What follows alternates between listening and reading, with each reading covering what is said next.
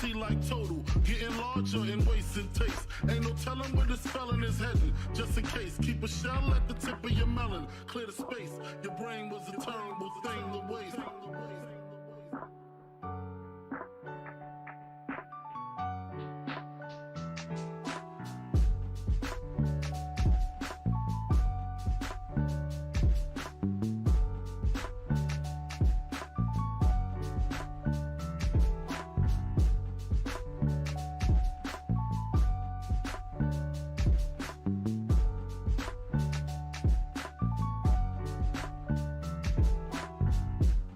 Realizing to master enterprise, and I ain't have to be in school by 10.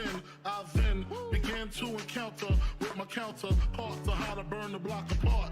Break it down into sections. Drugs by these selections. Some use pipes, others use injections. Syringe sold separately. Frank the deputy, quick to grab my Smith & Wesson like my dick was missing. To protect my position, my corner, my layer. While we out here, say the hustler's prayer. If the game shakes me or breaks me, I hope it makes me a better man. Take a better stand, put money in my mom's hand. Get my daughter this college plan, so she don't need no man. Stay far from timid, only make moves when your heart's in it. And live the phrase, sky's the limit. Motherfucker.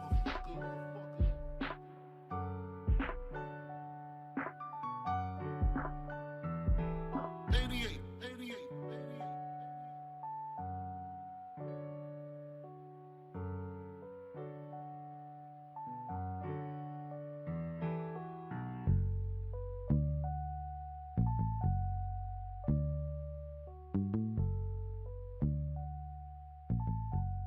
And live the phrase, sky's the limit.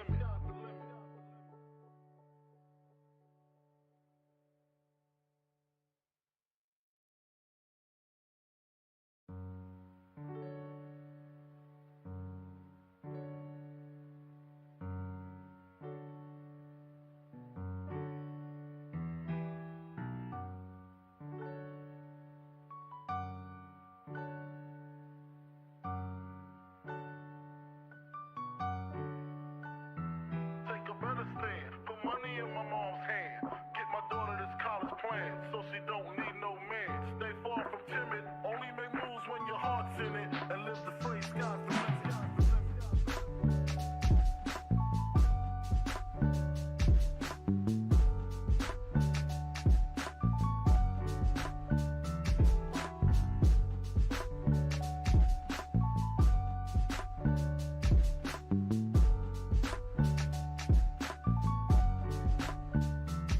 A nigga never been as broke as me.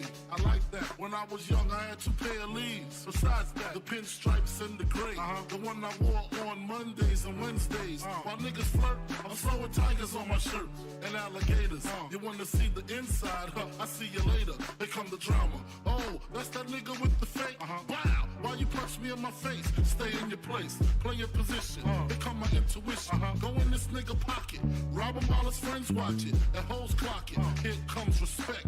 His crew's your crew, or they might be next. Look at they man, big man, they never try, so we roll with them. Stole with them, I mean loyalty. Niggas bought me milks at lunch. The milks with chocolate, the cookies, butter crunch, 80 lunch, 80 lunch.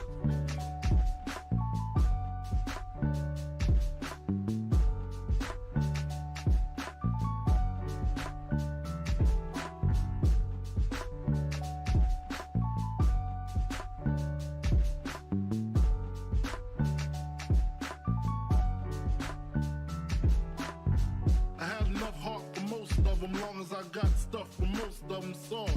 Even when I was wrong, I got my point across. They depicted me the boss. Of course, my orange box cutter make the world go round. Plus I'm fucking bitches ain't my homegirls now. Start stacking, dabbled in crack, gun packing. Nickname Medina, made the scenes, took my Ninas. From gym class to in-glass, pass off for global. The only nigga with a mobile. Can't you see like total? Getting larger and wasting taste. Ain't no telling where this felon is heading. Just in case, keep a shell at the tip of your melon. Clear the space, your brain was a terrible thing to waste.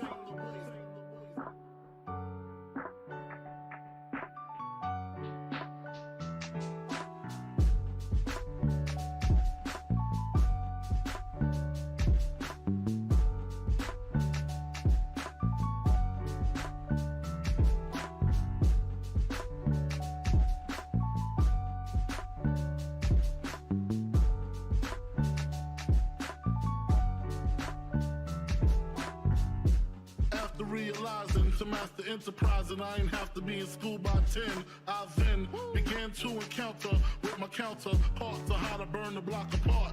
Break it down into sections. Drugs by these selections. Some use pipes, others use injections. Syringe sold separately. Frank the deputy, quick to grab my Smith & Wesson like my dick was missing. To protect my position, my corner, my layer. While we out here, say the hustler's prayer.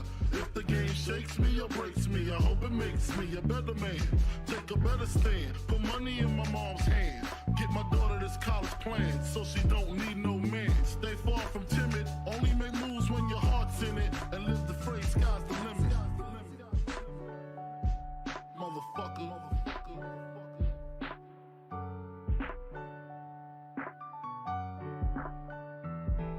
88.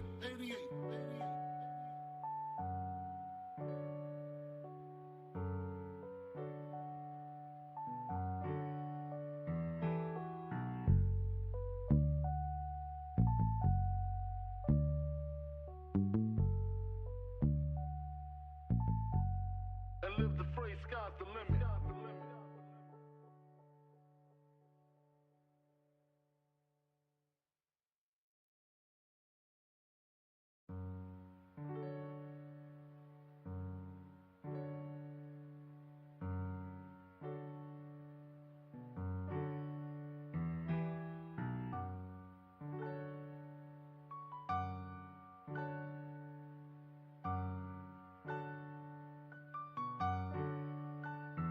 Take a better stand, put money in my mom's hand.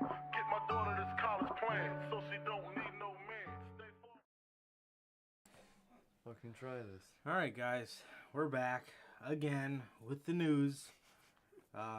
Obviously, thank you to everybody. It seems like we so far have a pretty decent amount of people here, so thank you guys for tuning in at midnight to fucking hang out and talk wrestling with us, man. So once again, I know I deleted the video from YouTube, bro, but I was just apologizing for OBS just not having it pretty much, and that was what happened earlier tonight. Ridiculous, utterly ridiculous. I say this all the time, man, because it seems like it's been fucking up so much. It's time for the new PC and just new equipment in general to make the show better for you guys. But yeah, we are back with yet again another edition of the news. Not only the news, we got the WrestleMania predictions, and we're going to talk a little bit of ROH before we get into the news. This was also a plus of coming on later, is now we can talk about what the hell happened at Ring of Honor tonight with you guys. I wasn't able to watch it, Same. but I know what happened. And it, man, I believe Durante put it in here. TK said, "Fuck your WrestleMania weekend." Exactly. Man, oh man, he fucking. I meant to tweet this out, but I just forgot to during the night, bro. But like, that man just knows how to get people talking. He does, man. Like, he really fucking does. Yeah, and like the way they kind of booked Ring of Honor tonight, it's going to be like it gives me like SmackDown to Dynamite's Raw kind of vibes. You know what I mean? Like the secondary show for AEW.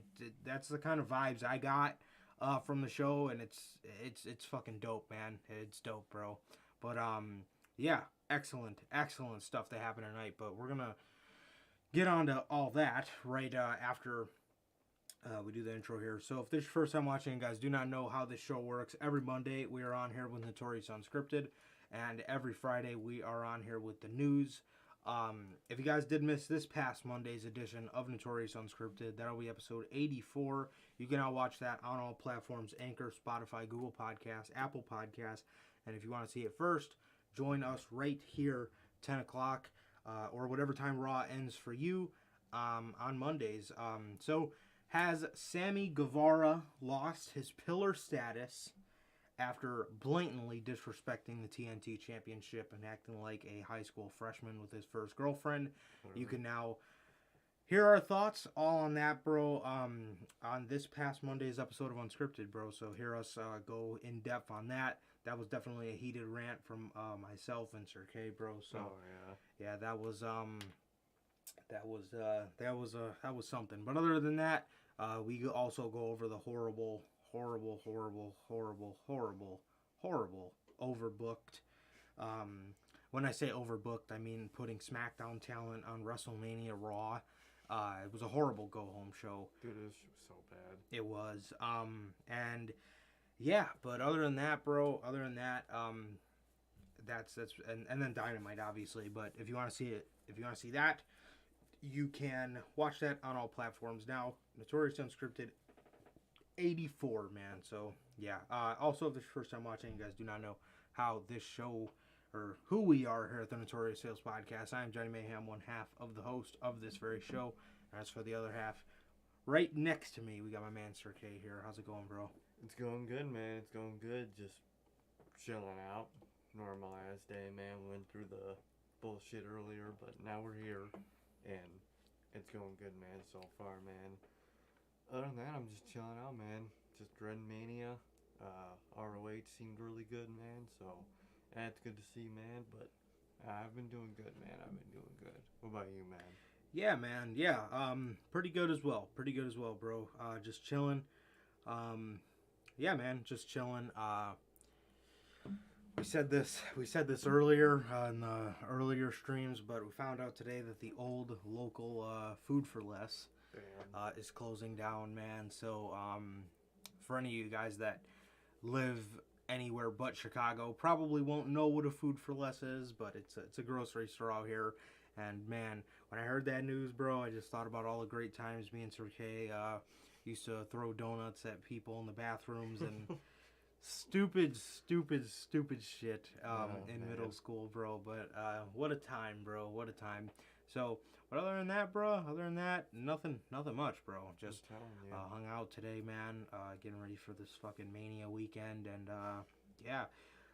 Plan on definitely watching a little bit of ROH wherever I can find it after we get off here, man. Because like I said, I do know what happened, but I wasn't able to watch the show.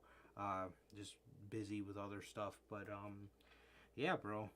Yeah, but other than that, pretty good, man. Pretty good. Just chilling. Hell yeah, man. Hell yeah. Getting ready for Omas versus Lashley this Mania weekend. I'm gonna have to predict that match. Seriously, bro. Man, Ring of Honor. Man, oh man. Jesus, talk about a resurgence. We always say, and it's so true, the reason Ring of Honor crumbled over the past couple of years is just because they boxed themselves in, didn't want to work with anybody. They were just Ring of Honor, and that was it. But man, you fucking add a little bit of AEW, you add a little bit of some AEW kick to that brand, and we got what we got tonight, which I'm hearing nothing but good things about. I did not see the matches yet, so I won't talk about that, but man, some great fucking shit happened on tonight's show, man. So, truly. First things first. Looks like Tully Blanchard has a new faction, and that is, let me see their names, Khan and Toa Liana.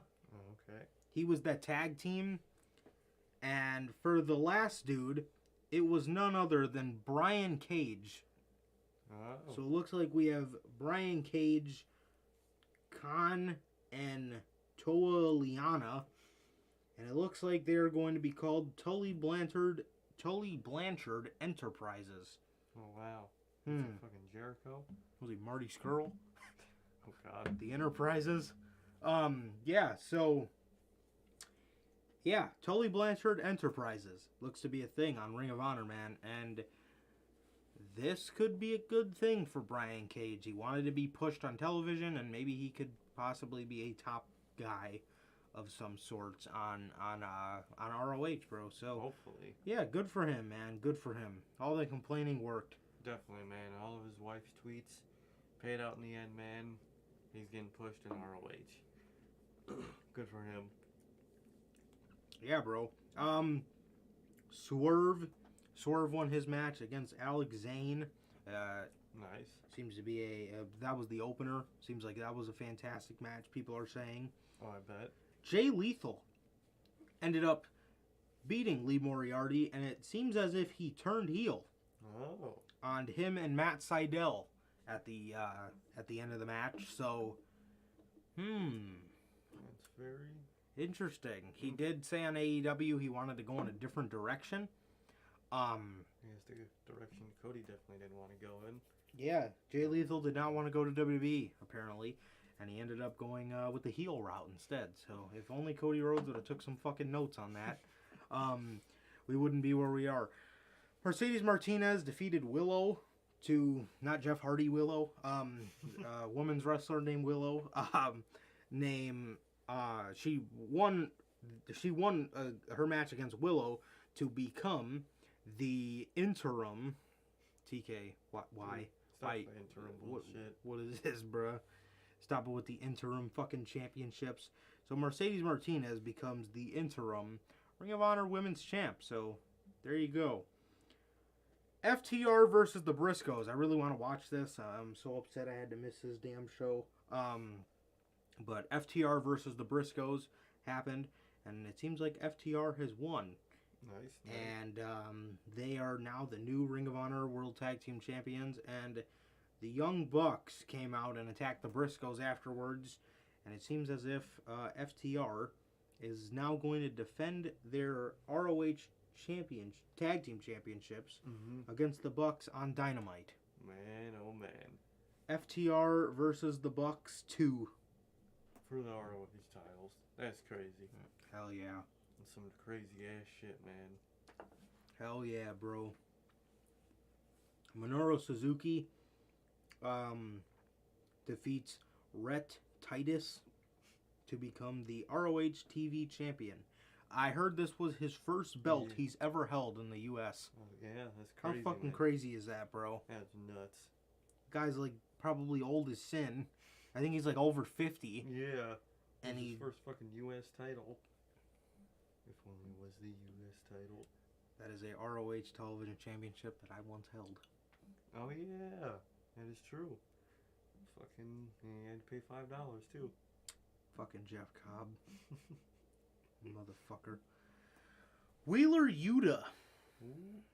Wheeler Yuta has defeated Josh Woods to become the new ROH Pure Champion. Shit.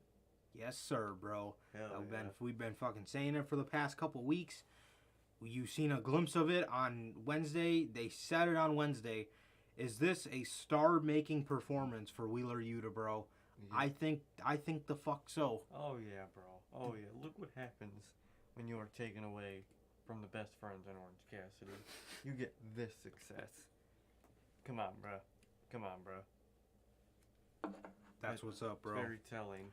That's what's up, dude. Wheeler Yuta, bro. I said it. I mean, look. We said this shit on Monday. Has Sammy Guevara lost his pillar status?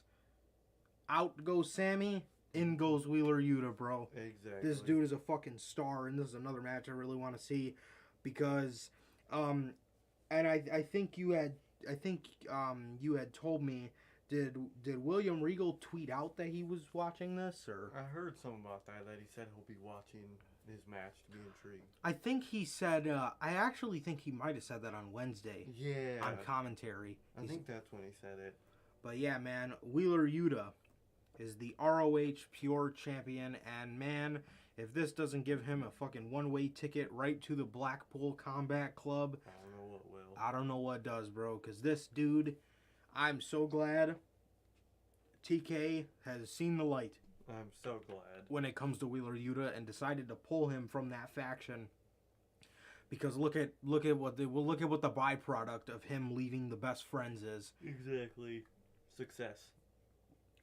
Exactly, bro. Jonathan Gresham becomes the new undisputed ROH World Champ, defeating Bandito. So it looks like he's holding the new belt and the older belt. So after Jay Lethal looks like he came out to challenge Gresham for the ROH World Championship. I think Gresham beat him at Final Battle, if I'm not mistaken. And to end the show, none other. Samoa fucking Joe pulls up to Ring of Honor, bro. Man. Samoa Joe, and he gets in the ring, and Tony Khan announces that he's going to be on Dynamite next week. But he gets in the ring and shakes Jonathan Gresham's hand. Jonathan Gresham's another one of those guys. I'm glad they kept the title on him because you know they're going to want to keep him around AEW because he's Jonathan Gresham's so fucking good. He really is, bro. I mean, Jonathan Gresham, bro, guy's a stud, man. He really is. He really is. And Samoa Joe debuts in Ring of Honor, but we got this via TK's Twitter. Man, oh man. Boom. As you see on your left, Wheeler Yuta is announced officially as a member of the AEW roster. Well, he was before, but confirmed now. Signed down the dotted line. And if you think Samoa Joe was just going to pull up to be in Ring of Honor, nope. It looks like this man is a member of the AEW roster. So, man, oh man. Bro, oh God, this shit, bro. We're going to get to hear Samoa Joe fucking promos on AEW Dynamite, dude. That's nuts, man. That's nuts. Samoa Joe and Eddie Kingston promos. Samoa Joe and CM Punk. And Samoa MJF. Joe and MJF. Adam Cole. Those two kind of have a brief history, right, from NXT, right before Adam Cole left. Man, oh man. Him and fucking Regal interacting again? Yes, bro. That'll be dope, man. Man, that shit, man, bro, I tell you, TK knows how to get people talking, man, and I'm sure this show is going to be even better once I get the chance to watch it. But just hearing what happened, TK Durante just said it right when we got in here, man. But TK said, "Fuck WrestleMania weekend, bro." Exactly. Fuck absolutely. that shit. Absolutely, man. Sadly, but fuck that shit.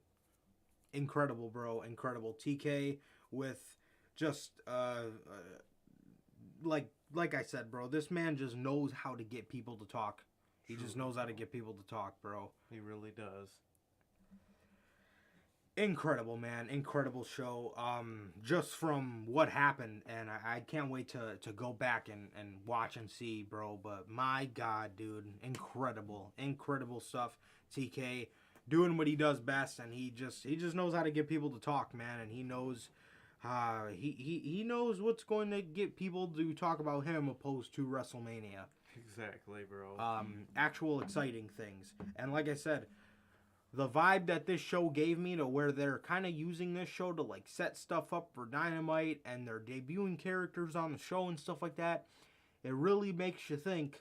It really gives me vibes just from hearing about it that this is going to be the SmackDown, so to say, for AEW, man. And they also used AEW camera crews for the show, apparently. Apparently the stage looked a lot like a Dynamite. So, it's clearly... the AEW influence is heavy in it in a good way, bro. Mm-hmm. This is a very good sign towards the future. Absolutely. Absolutely, man. So... yeah, that was that was the quick rundown of Ring of Honor, Supercard of Honor. From what I'm hearing, man, and from what it sounds like, TK did an absolutely fantastic job. And I know Ring of Honor has a tradition of running shows on WWE weekends. I'd say keep doing it. Yeah. It kind of gives me that takeover vibe of maybe something that I want to watch before the pay-per-views to actually get my fix of wrestling before, the next night when it's, horrible. Exactly. And that's something that helped takeovers a lot was the gap in quality. People realized, and it was like, yeah, this shit's way better. Same shit can happen to ROH, man. Yeah, so I know TK. I know TK had said that he didn't really feel like doing that because he didn't want to run on WWE weekends. That's fine for AEW, but for Ring of Honor, keep doing it because people are just gonna notice. You know what I mean? Because when people are gonna look into Ring of Honor, they're gonna see that Tony Khan owns it. Exactly. They're gonna be like, oh, well, if this shit's way better than whatever the fuck I watched from WWE through the weekend, I wonder what this AEW's like. And Exactly. they're gonna want to watch AEW, man. But you could just see the difference. You just see the difference in quality, man. And I guarantee you, the next 2 nights we're gonna be coming on here probably half a fucking sleep. And yeah, but it's awesome, bro. It's awesome. Samoa Joe, somebody on the roster that is just going to kind of be like a Punk and a Danielson, where they're these older veterans and they're there kind of for multi-use. They're giving you great shit even at their kind of not Older really age. at their older age. They're giving you great shit still, and also they're helping the talent that's coming up, bro. So it's You love to see it, man. You do. Really do. You do, man. You do. Fantastic, bro. Fantastic. Yeah, so I guess on to the actual news. Actually, we could probably, since we're talking about people going to AEW, one more for you guys. This past Wednesday on AEW, it was made official. Tony Storm is All Elite. I mean, this is for the women's division. This is great. For the women's division, this is great. I think this offers nothing but more depth in a women's division that you absolutely need depth in. Especially when you have somebody like Nyla Rose challenging for the championship.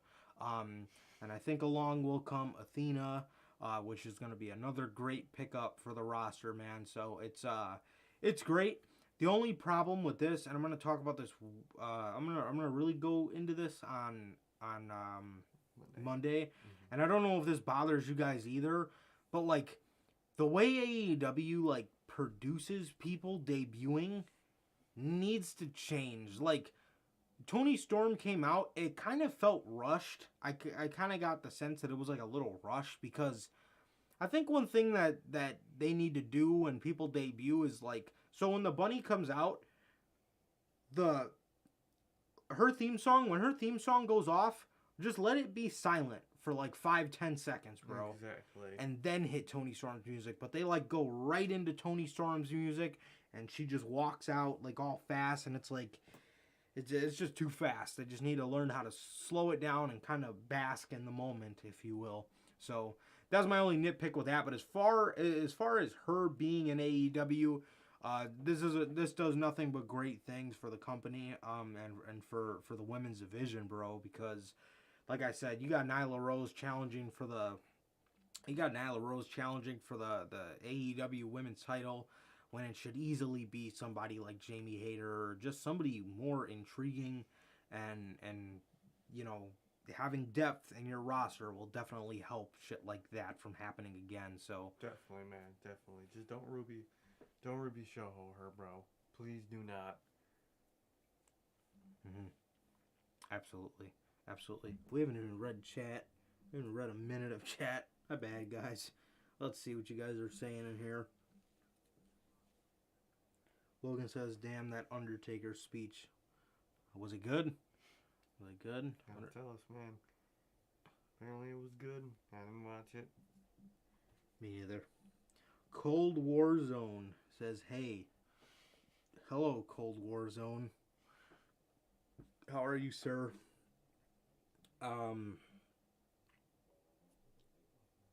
Jonathan Fedna, what's going on, bro? So Fedna. Charlotte and her fucking G5 hardware antics earlier. Jesus Christ. I know, man. Tell me about it, Durante. Jesus. Fucking, man. Couldn't hold a conversation for more than 2 seconds without the damn thing messing up. Fucking Charlotte, man. I tell you. I tell you, bro. Hello, Logan, and everybody else. I watched the Hall of Fame speech. I could think of was The Undertaker. I'm telling you, bro. Exactly, bro. Yeah, right on the money. fuck WWE. Stop watching. Bro, we're almost to that point, I tell you. Bro. I tell you, man. Especially with ROH doing what they're doing. Keep it up, and we'll be watching we won't be watching even sooner. Seriously, bro. I believe they have a TV deal as well, so if that's gonna fulfill my professional wrestling needs, I mean, please. Very soon, bro. 'Cause I can't take it. I'm still going to watch WWE because they've been my whole life, and that doesn't mean I'm going to enjoy it. Yeah, fair enough. I feel the same way. I feel the same way, dude. It's kind of one of those things where, you know, it's been a part of your childhood, so it's kind of hard to let go as much as it sucks. But I mean, at some point, man, like, when is enough, bro? I mean, like, you can only watch bad wrestling so long, man, before it's just like, before it gets to the point where it's so bad, it kind of kills your love for it. Mm-hmm. But I think one thing that does keep my love alive for it, bro, is the fact that you do have shitty wrestling on Monday and Friday. But then you also have the Wednesday to make it up. So it's like, kind of balances it out, man. But we talk about that all the time, bro. We talk about that all the time for sure. Finn Balor got the Ricochet treatment from Friday and lost twice in one night. Did he? Damn. That's fucked. Larry Lockett says, "What's going on, fellas? What's going on, dude? How are you, bro? I miss you, bro. How's it been going, bro? How's it been? Hell yeah. Thanks for stopping by, bro. Always appreciate it." Logan says, got eliminated last in the Battle Royal and got pinned by Austin Theory in a match that Oh yeah, that was on Monday. Oh. Damn. Wait. He said it's in one night, so pinned by Austin Theory in a match that was Finn Balor, Shinsuke, and Boogs versus the Usos and Austin Theory. Oh, what the hell? Damn. I hear Finn Balor is a fucking loser. He is, bruh. I hope Tony cuts ties with Fight TV. So garbage. Is Oh, it really? Is it bad? I bet. Fight TV always fucking sucks. Bruh. That's always what I hear is that Fight sucks. Yeah, because isn't Fight more for the UK? I think, yeah. Right? Yeah. Goddamn. HBO Max, bro. Yeah, I was going to say, let's go with this HBO Max, bruh. Sasha and Naomi are not winning the women's Die and Have Fire women's tag team championships. Yeah, is that a fucking match on Mania? It is. It's like a fatal 4-way women's. It's like a Live for Brutality versus Queen Zelina and Carmella versus Sasha and Naomi versus Natalia and Shayna Baszler. So, oh my god, I don't fucking know, man. But yes, AEW signings, bro. Got 3 new signings this week. Yuta, Joe, and Tony Storm. So even on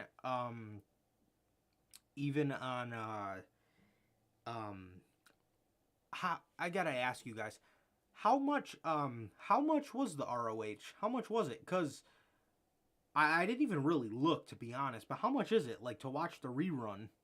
Just out of curiosity. I would love to know. But yeah.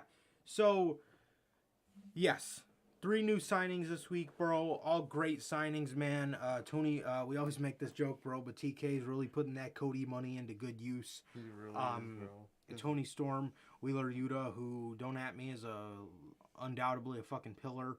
I used Fight TV and ended up being 2 hours behind. I didn't even see the win by my boy Gresham. Damn. Oh, fuck Fight TV. God damn. Jesus. $29.99 on Fight TV Live, but I'm not sure about the rerun. Okay. Oh, that's not bad. 30's not bad. Yeah, that's not bad.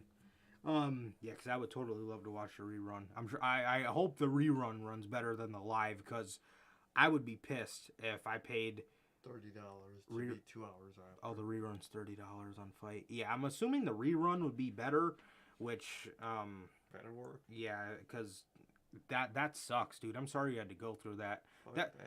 That was a major problem for us every time we went through Bleacher Report to watch AEW. Oh my god, dude. It just constantly just fucks up. It's like but actually Revolution was pretty good, man. But I remember Full Gear, I had to like airdrop it from my phone. It's a mess. long story short, they need to hurry it up with this HBO Max deal. And I actually heard if Tony Khan didn't finalize the deal with Ring of Honor, there wouldn't be one. I heard that he had a backup announcement, and I wonder if that was it. I wonder if HBO Max was it. Interesting though. Okay, so yes, those are the AEW signings, bro. Incredible, man, absolutely incredible. Paul Heyman confirms he has signed a new deal in 2021. Paul Heyman reveals he signed a new long-term agreement. I'm assuming when he says long-term agreement, that means a 5-year deal. So it looks like Mr. Wiseman is going to be locked down until 2026. So good for Paul Heyman. He's a great manager, kind of one of the only ones that they kind of let be himself. Exactly. So yeah, sure we're gonna get some more great stuff out of Mr. Heyman. Somebody who I think everybody respects. He doesn't necessarily live in a bubble, and he openly admits that, which we all love about Paul Heyman, man. So yeah, good for him, man. Good for him, definitely. For sure. Larry says, you're better off watching AEW pay-per-views than the movies. I've been thinking about going a couple times, bro. We thought about going a couple times. Never end up doing it. Yeah, we never end up doing it because, well, I would assume you could probably get food in a movie theater. Yeah. They always give the commercials for it. You know, people do it. And it'd be an empty-ass theater, so it's not like really bothering nobody. We'd probably try it for double or nothing. That'd be cool, because I know they're in a Cinemark. Let me look up where the closest Cinemark is to my house, actually. Cinemark. Larry Lockett says, Cody really asked for that CM Punk money thinking he's his dad. Damn. They got his ass. I'm telling you. Closest one is 30 minutes from my house. Well, that sadly can't happen. Eek. Yeah, because we got to be on here for the review. Yeah, Joliet. Oh, shit. Well, the closest one is in Melrose Park. Damn. Far as hell away. I'm gonna have to be speeding home for the fucking review. I mean, that would be a cool experience. That would be a really cool experience, bro. But I feel like I would want to try it, but like, obviously we got to be on here, you know, to talk wrestling with you guys afterwards. And I know it'd be better. I know it's better to sometimes come on when it's hot, especially when something happens, you know, and then we get right on here like 30 minutes later. So it would be dope, but I would totally be open to it for sure. I would totally be open to it, man. We'll see. Yeah, we will, bro. So yeah, Paul Heyman locked down the WWE for another long-term deal. So I'm assuming that means 2026, man. But we'll just have to wait and see what's in store for Mr. Wiseman. I hope Cody likes stars and polka dots. Well, I hope he does, man. I hope he does. He's gonna. I hope that he's realized what he's missing now. He could have been a part of this weekend, bro. He could have been a part of this weekend, and nope. Fucking Cody. Unbelievable. Jeez. WWE reportedly returning to Saudi Arabia in September.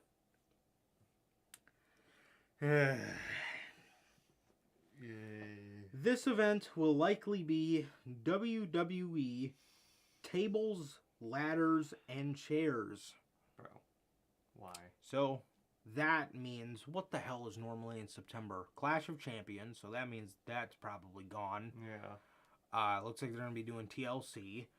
It looks like, it's like they got to give those mindless idiots fucking something, like some kind of stipulation, because they just gave them the Elimination Chamber, and these people don't know how to cheer.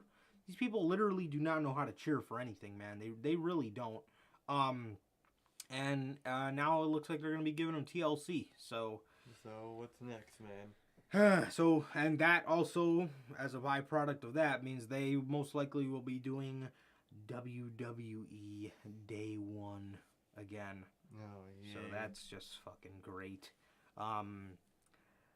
Yeah, that's that, man. So it looks like they're going back to Saudi Arabia, which we all knew, but I guess this is kind of indirectly confirming it, that Oh my God. Hmm. This, bro, September, this would mean this is the pay-per-view that's going to combat All Out. WWE is putting TLC. Why don't they put SummerSlam up against All Out? I mean, none of the shows are good anyway, but like... Nobody's gonna watch the Saudi one. Exactly, They're bro. asking for them to watch fucking AEW at that point. Unless there's 2 pay-per-views that month. A Saudi show and a normal pay-per-view. I don't think so, but I wouldn't put it past them either. Yeah. Yeah, because technically they did count the Saudi Elimination Chamber as a pay-per-view and not a Saudi special. Because I remember at first, they were like whole separate entities. Now they're basically pay-per-view. So, what are people going to watch? A Saudi show or AEW All Out? Exactly. Come on, exactly. We will definitely be in those stands again. Exactly. So, and we probably won't even be watching whatever's on the night before. I mean, if we're really fucking bored, maybe, but I'm sure we could find something better to do. Literally anything. But, yeah, so WWE going back to Saudi Arabia. We all knew it was going to happen, and imagine Mania 50 in Saudi Arabia. I could see that. I could see like 51. I could totally see that. But I will say this, though. WWE has totally gotten smarter in the fact that something's clicked in their brain that it's okay to have a pre-recorded SmackDown. Yeah. Because when they used to do those Saudi shows, they would rush them. Thursday morning, that was, oh my God, what a horrible pay-per-view slot. 10 a.m. on a fucking Thursday. Like, I mean, at least 10 a.m. on a Saturday is a little better because any of us that were fans of NXT UK were kind of used to it. But man, Thursday was a horrible slot. But I mean, either way, I probably won't be watching it. It's not a big pay-per-view, so we don't got to do the immediate review for it. Because that shit, bro.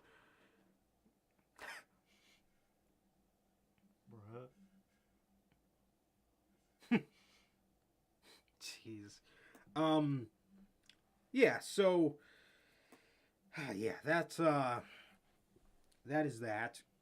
Dreading that shit. Seriously, bro. Good to see Cody. Oh man, we get to see Cody in fucking Saudi Arabia.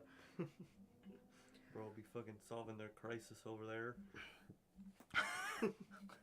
Hey Vince, can I have a live mic? He's like, oh God. Tony Khan is a great promoter. Yes. Fuck Eric Bischoff, fuck Jim Cornette, and fuck every old timer that tells people that Tony Khan there's no what he's doing in wrestling. Fuck. Man.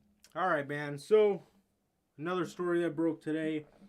AJ Styles says AJ Styles says he did not sign a new WWE contract. While speaking to Alex McCarthy of Inside the Ropes, AJ Styles talked about extending his contract to WWE. Styles revealed that he did not sign a new contract but chose a player option on his deal that allowed it to be extended.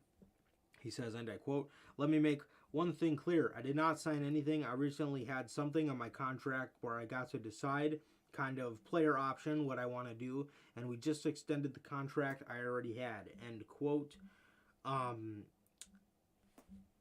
Yeah, so AJ Styles did not sign a new contract. I know that's what was reported, but it looks like he just took the player option, so to speak, and decided to extend his contract. So I can't remember when they said that locked him down till. I don't know if it was 2026 or 2024.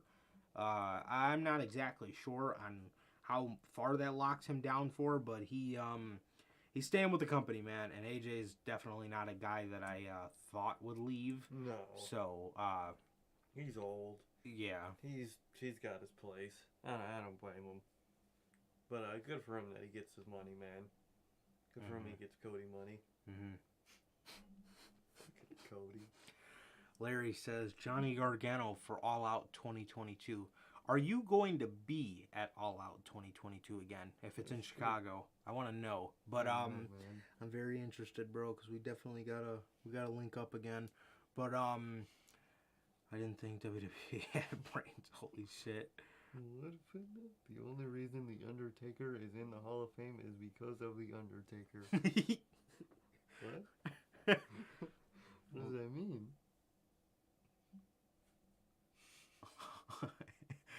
Yeah, Johnny Gargano for All Out 2022. Johnny said on Oral Sessions recently, or The Sessions, whatever it's called now, he said, and all the wrestlers say this, he says, I will. Hell yeah, bro. We definitely got to get together again, man. For sure, for sure. Johnny Gargano, he said on Oral Sessions the other day, I was listening to it, and all the wrestlers say this, it has to be the right place. Mm-hmm. And he said that, and he said that he felt fulfilled in WWE. So if you felt fulfilled in WWE, and it's got to be the right place, what do you think that means? Where else can you go? Impact. Now, will that be Double or Nothing or All Out? That we don't know. That we don't know because with what Wyndham just tweeted out, I feel like a broken record when I'm sounding that when I feel like a broken record saying this. I think we might see the man at Double or Nothing. He's just and we got a Q&A. I guess that leads us into our next point, but he just had a Q&A, kind of a mini Q&A on his Instagram where he talked about wrestling and stuff like that, and he just answered general questions of people, and we got a bunch of them to show to you guys. But he's another one. He says timing's about everything. It's got to be the right place. He said something like that. Yeah. If you don't want to go back to WWE, where else you going? And it's got to be the right place. Where's Wyndham gonna end up, bro? Same with Johnny. I could see Johnny. I thought Johnny had said that he wanted to be in the Owen Hart Cup. So I could possibly see him doing that. I know on the Oral Sessions, he said that he was down for doing meet and greets again with people. So he's kind of dipping his toe back into the wrestling water, if you will, bro. So it's only a matter of time, man. I mean, he had the baby 2 months ago ish, so somewhere around there. But he's another one, man. But he could. I mean, AEW's done it. AEW's well known for these double swerves, bro. So who knows, man? Yeah, who's to say we can't see Johnny somewhere in the middle of the show and Bray at the end, or both of them at the end? But I don't know, man. But regardless, it's gonna be fucking heat, man. He says Tommaso is on his way out as well, 100%. Oh yeah, you know it. He's gonna last on the main roster probably for about a half a cup of coffee. Yep. And unfortunately, his WWE is going to squander the legacy he left in that company, man. Not entirely, but they're not gonna do it any justice. For sure, bro. But yeah, I don't know, man. I don't know. It's a very, very interesting point. But I mean, shit. You never know. You never know, Larry, bro. We don't know who's gonna be released. Exactly. Tommaso Ciampa might debut at All Out. We don't know, man. We don't know. You never fucking know, man. Yeah, man. So AJ Styles did not sign a contract with WWE. He just opted into his player option, man. So leading us to Wyndham. He had a Instagram post. He had an Instagram post the other day where he... Let's see. Where is it?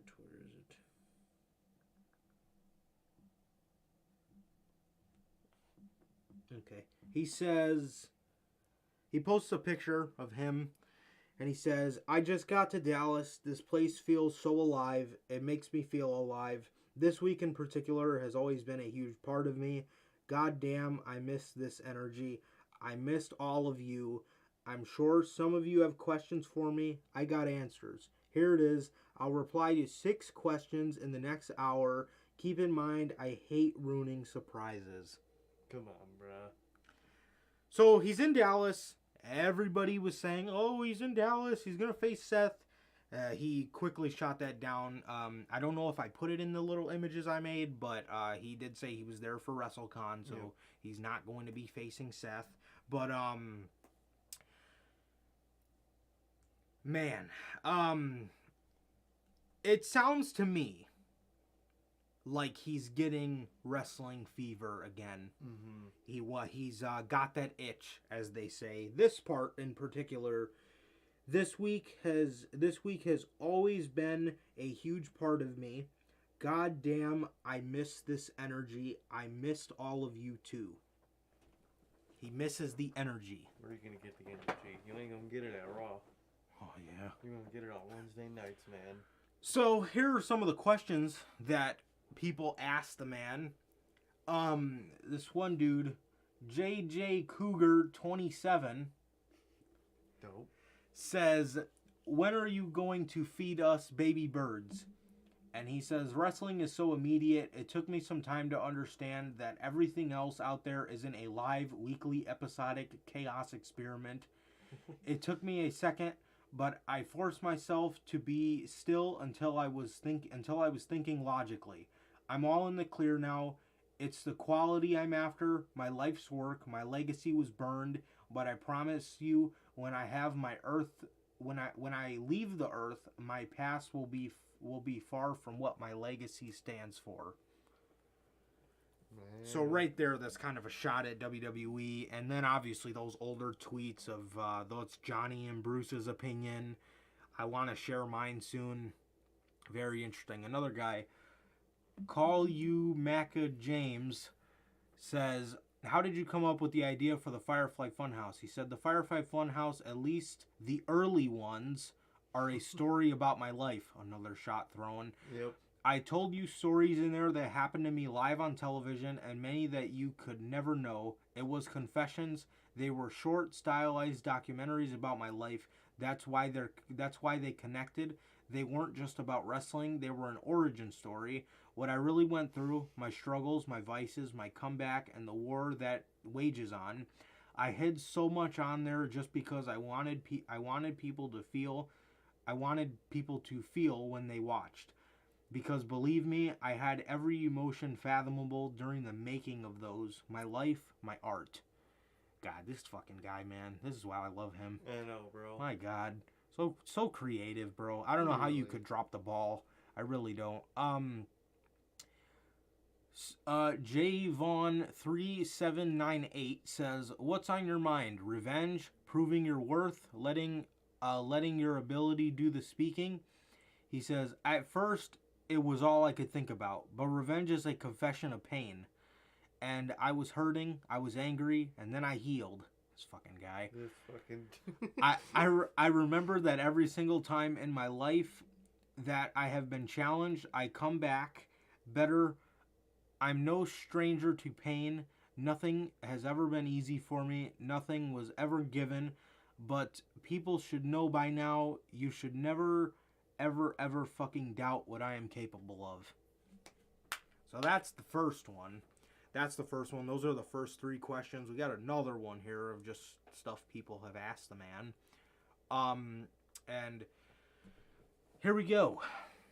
Oh, I did put that Firefly Funhouse on here twice. I had a feeling I put one of them on here twice, but we obviously just read that one, so I wish I would have read this one because it's bigger, it's easier to read. But anyway, King Cravey says, "Are you going to wrestle again?" He says, "I will always love wrestling. I couldn't imagine spending the rest of my life without stepping into that ring again and hearing that roar again. I think about it often. Everything has to be in place, though. Like I said, timing is everything." Okay. I don't know, man. I don't know. These wrestlers, when they talk about timing, bro, I tell you. Always leads to AEW. Yeah, it does. Cool Ken 40 says maybe he's fighting Seth with a bunch of laughing emojis. Clearly, this guy's a Cody Rhodes fan. The Wyndham Rotunda responded, and he says, "I love Seth. I love him so goddamn much. Me and him will make up for that one day. And when we do, everyone will understand that horses are meant to run free. And then obviously in the middle, you see the Firefly Funhouse one again. And the last one, D-Star13, says, are you allowed to use anything regarding The Fiend outside of WWE? If so, you will continue his story in other ways and other media. Also, really hope to see you visit Australia sometime. Regardless of what you do from now on, though, you're a goddamn genius with the things you do and create. He says, Wyndham replies, there was never a Fiend. It was only me. I am the Fiend, and I do not need the name, mask, or moniker. I just simply am.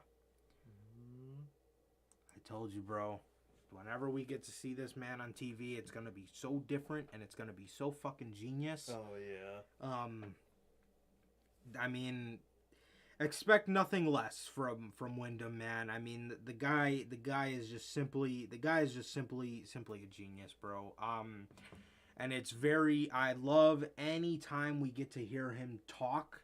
As Wyndham. And yes, and answer questions and stuff like that, because the guy just has such a creative mind, and he's so goddamn intriguing in the way he words things and the way he talks. It's amazing, man. It really is. There's really nothing like it.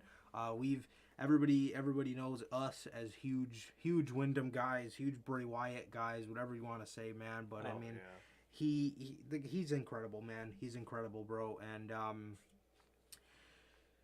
like I said, bro, anytime you get to hear him talk, it's truly amazing because of just how genius he is, bro. How genius the man behind the mask, if you will, really is. And obviously, as you can see, just the way he puts his shit together and how he ties his life in, and he knows how to connect to people. I don't know how you dropped the ball on that, bro. Exactly. I don't know how you dropped the ball on that, but they did. They did somehow. Wyndham is going to have that CM Punk standing ovation. Oh, 100%. Let this man debut with me in the crowd, me and Sir K. Oh my fucking! I thought I almost had a heart attack when CM Punk came back. You remember that? I remember that. But I'll be going crazy. But bro, Wyndham, fucking Jesus, man. Oh man. But he is into spending a little bit of money. You know, so Vegas seems like a place where you might catch Wyndham. He might be out there buying some petting zoos again. Oh God. So, but petting zoos. No, man. But you never know. You never know, bruh. But yes, Larry, 100%. He is going to get that CM Punk standing ovation because everybody respects him. Everybody respects what he's been through, and I think somebody like him can only go to one place, and that place does not start with a C and end with an N. So, bro, what are you talking about? He's destined for Pizza Hut. Can you imagine Bray pulling up to fucking Pizza Hut for CYN? Bro, oh my God. But, man. Is Wyndham just a fucking wrestling mind, man? I love it, bro. I love it. I can't wait. He really is. One of the GOATs, 100%. Easy. Yeah, definitely a part of my Mount Rushmore, man. Definitely. The fourth one's always going to be a toss-up for me. But the three ones that are 100% there is Cena, Gargano, and Wyndham. Yeah. As for the fourth one kind of always fluctuates, man. Yeah. His return has to be at Double or Nothing in a stadium. Well, 100%. Yeah, I know they do have a huge venue for Double or Nothing, and I do think I'm going to go out on a limb here and say that they have proved the United Center to be AEW has proved to the folks at the United Center that they can sell that motherfucker out, and I think they should do All Out there. That All Out should definitely be in the United Center. It's like 40 minutes from my house. Even though I love the drive to Schaumburg. I do love it. It's a beautiful drive, beautiful scenery. And then when you go through that backwoods, bro, it's sick. Ooh. We're playing Bray's theme song through it. Especially if Bray would debut. That shit would be dope. That shit would be heat. but it would be dope, man. But I'm fine for either.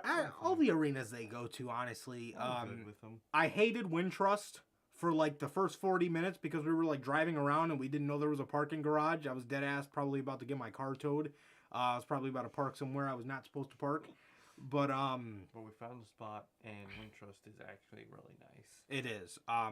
United Center is good because they use Spot Hero. Exactly. So you can pre-reserve your parking. That's not a fucking little gate that holds like 20 cars. That scamed the fuck out of so many people.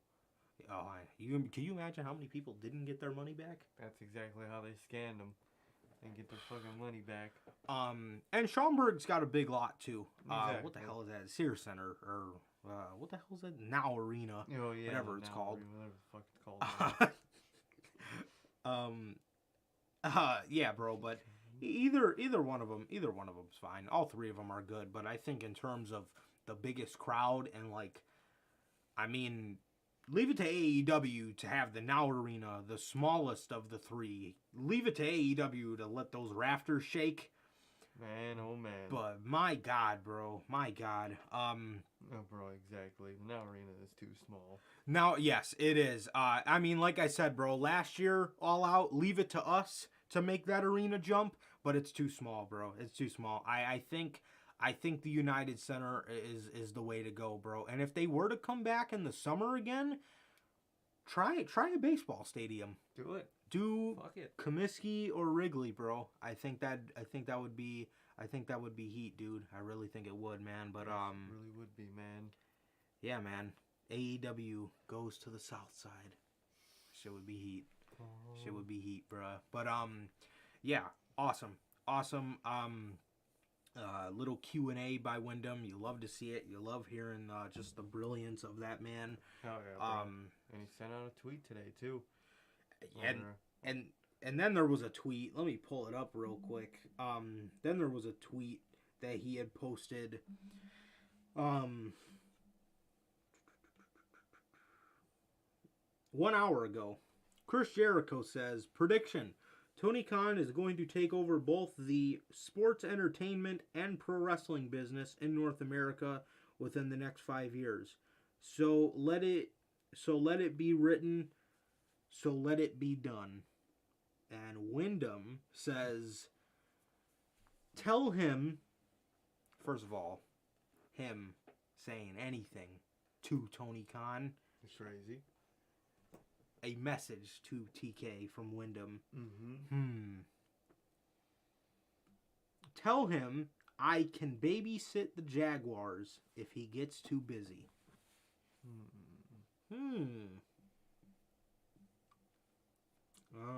Let me see if any of these wrestlers responded to him. I don't think so. Probably not. I don't think so. But Wyndham's coming in, bro. He is 100%. Wyndham's coming in. Teases they've been given on AEW, bro. I ain't never forgetting that Revolution tease, bro. Motherfucker really said, "Run." Come on, bro.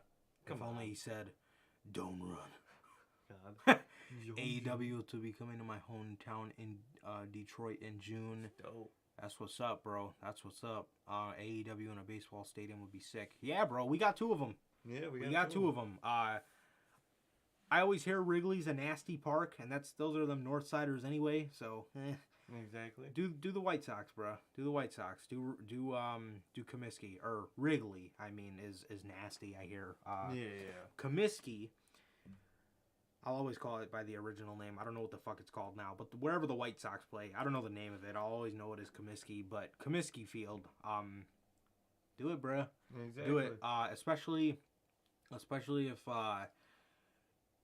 if they do, and they always do, have a card that's, not only in Chicago, man, but if you have a card and if you have a show that is going to tease the likes of Wyndham on it and stuff like that, bro, and then you got CM Punk and Danielson, and I'm never gonna, Samoa Joe now, I mean, come on, bro.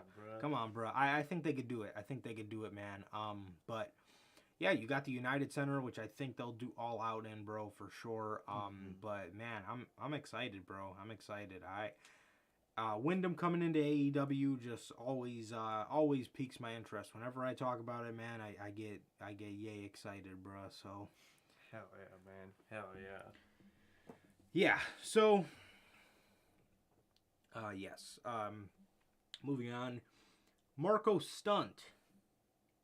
According to Fightful Select, Christopher Daniels called Marco Stunt last week to inform him that AEW would not be renewing his contract, which expires in May.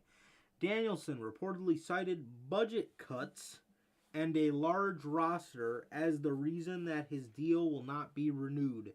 Stunt hasn't appeared on AEW television in 6 months.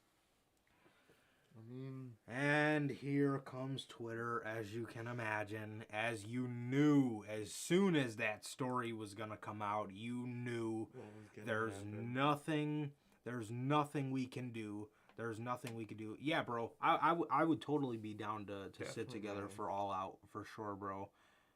Tony Khan needs to eradicate the worst sports entertainment. Yeah, thanks to Chris Jericho, that's probably not going to happen. Yeah, bro, we definitely, we might have a big-ass group, bro. We still got Jay Sean. We got everybody rolling up. I swear to God, bro, we about to pull up to All Out fucking 10 deep. Bro. We really are, bro. Yeah, bro, we definitely gotta get together for All Out, bro. That shit'll be heat. God, our section will be bumping, bro. Bro, I'm telling you. Where we at? Marco Stunt, yes. Oh, you knew Twitter was just gonna burn down when you hear the budget cuts. When I read that, I was just like, oh fuck, here we go. Ladies and gentlemen, first of all, I don't even know why Christopher Daniels would say that, because it's not necessarily a budget cut in turn. I mean, it is, but it's just general budget. It's not cutting it. It's just meeting the budget. Exactly. Like, and I seen, bro, the people that tweet this out, the people that tweeted this out, genuinely thinking that they were getting somewhere boggles my mind, because people saying, why is it okay for WWE to do it, but when AEW does it, no one says anything?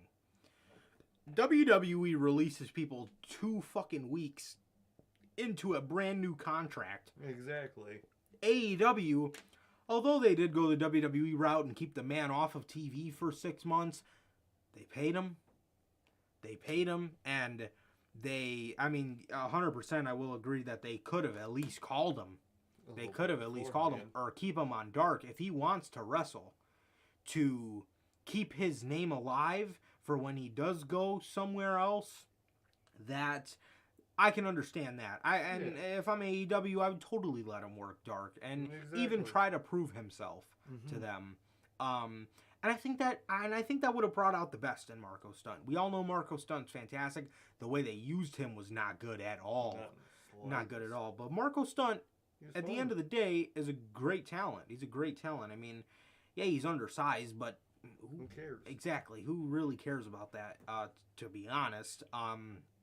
Because I think that would have been a really cool thing to kind of just give the man like 10-15 minutes on Dark every week. And I think it would have been really dope to see the man prove himself. Exactly, man. Try to prove himself. And if you like him, move him up to Dynamite and give him 10 minutes on a Dynamite and just watch the man fight for his life, pretty much, and fight for his AEW contract. But you know, that's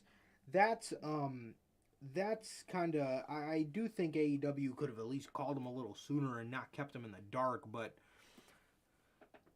AEW actually has a reason for budget cutting, because they do have a huge roster. And although WWE's first round of budget cuts, yes, they did have a huge roster. But as they got into it, and a year went by, and they had already released like 70 wrestlers, and then they released like another 70. It was like, okay. And then the people that moved here, like from like India or anywhere else, and they, you know, obviously the stuff with their green cards and stuff like that, and they just got here and they just got their work visa, and then you release them, and they have to move everything back. Exactly. And they kind of just fucked up their whole life for no reason. Exactly. That is what's fucked up. AEW did not have to renew anything. This was the expiration of his contract. They did not release the man. No. His contract simply was just not renewed. And AEW has every right to do that. You don't have to re-sign him. No. You know what I mean? And, I mean, the role they put him in, I could see why they see nothing in him. But then that's also kind of one thing we talked about with TK. He puts people in factions that are great wrestlers, but he puts them in the worst situation possible. He really does, bro. It almost happened with Yuta. Mm-hmm. It almost happened with Yuta, man. So it just sucks to see like this, man. But it's not for budget cuts the same way it was for WWE. It's just how it is. It's different. Yeah, for sure, bro. For sure. But yeah, I mean, he put him with the Jurassic Express, and it was never going to work. That was never the original organic story that they told with the boy and his dinosaur type thing. So you got, like, the boy, the dinosaur, and the fucking cat. I don't know. I don't know what the fuck he was supposed to be in there. He was literally just there to dance. Dance to Jungle Boy's theme song. So they did not put him in a situation where he could succeed, but I think it was a little bogus that they didn't let him at least prove himself. I do got to be fair on that end of it, man. Yeah. But, like, as far as people saying Tony Khan's no better than Vince McMahon because he let him go because of budget cuts, Vince McMahon released people because of budget cuts. Tony Khan is just not renewing his contract. Exactly, bro. It's very different. Exactly. I don't understand where people get this shit from, but speaking of TK and beefing with his talent, according to Fightful Select, MJF and Tony Khan had a heated discussion this past weekend over MJF's recent interview with Ariel Helwani, where he discussed his contract, which expires in 2024, and his relationship with Bruce Pritchard. Tony Khan is said to be unhappy that MJF didn't go through AEW's PR team ahead of the interview, with the discussion leaving both men frustrated. Fightful Select, during a recent interview, MJF spoke about his AEW contract expiring in 2024 and noted that he wouldn't sign a new deal before letting his existing deal expire, meaning that WWE and AEW would enter a bidding war before he chooses where he'll end up going forward. MJF did not notify AEW's PR team before accepting the interview with Helwani, and who has a close relationship with WWE. All AEW wrestlers are supposed to receive permission before taking any interviews with AEW, usually insisting that media goes through their own media team to organize interview with talents. And multiple stars signed to AEW have told Wrestling Republic over the past couple of years. Almost every one of them seems frustrated by it when explaining. While Wrestling Republic cannot verify this story, as I previously reported a couple months ago, one star who we now can confirm was MJF was considered for a jump to WWE in 2024 after being unhappy with their booking. However, this was notably before the CM Punk storyline. We're told that MJF, amongst other members of the Pinnacle, were frustrated with the booking of the faction, with at least one saying they felt as if higher-ups were pushing them for being Cody's guys, as the same source that informed us that Cody was unhappy and considered leaving, which now became a reality. MJF signed with All Elite Wrestling back in 2019 and has been one of the company's first homegrown stars and is known as one of the company's four pillars, along with Darby Allin, Jungle Boy, and Wheeler Yuta.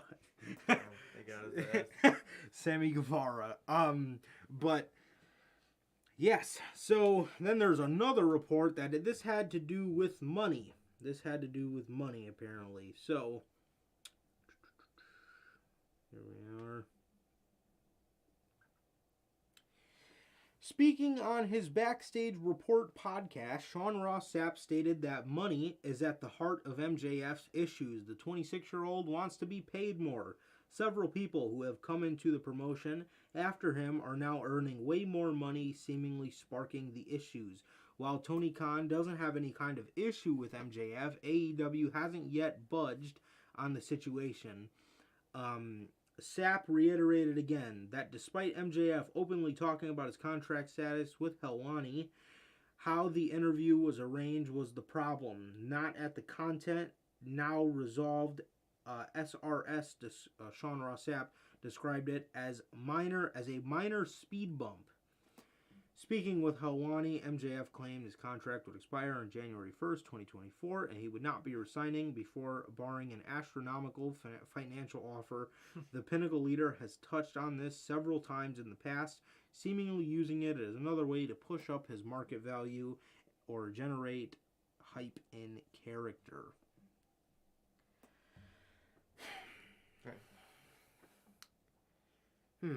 So, I feel like, me personally, I don't really care too much about what other people are making. Yeah. That's just me, though.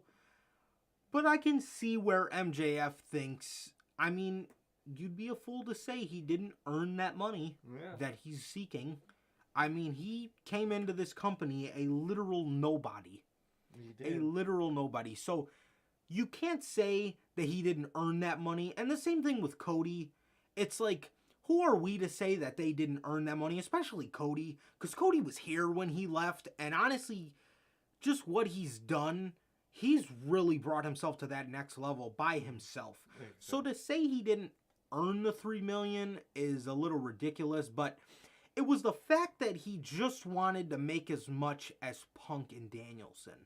I think that's what gets it for me. Like, to compare yourself to other people and just because they make it, you want to make it. But, you know, who are we to say he didn't earn that money? He definitely earned it. Same thing with MJF. They did earn that money, and that's what they want. Who are we to tell them that they haven't earned that money? So, and then he was frustrated with the booking of the Pinnacle. Me the fuck too, man. Everybody was, man. It's just how it is. They failed it. Just how it was. They did, and now the group seems like it's gonna be breaking up, and they're better off. They really are, man. They're better off. The group was a fail. Something that could have been a Horseman-like stable is now dead in the water, and honestly, you have to blame Tony Khan as much as you have to blame a Chris Jericho for the situation, because the whole Jericho feud messed it up, and Tony Khan was kind of a fool for not saying something about it. Exactly. I would have immediately. I mean, the way they just should have done it was blood and guts at Double or Nothing. Do blood and guts and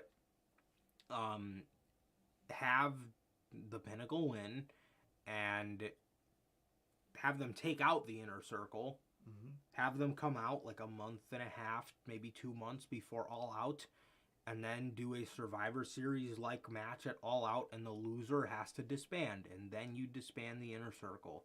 That's simple. And then that eliminates us ever getting a Jericho Appreciation Society. Exactly. So it would have been perfect.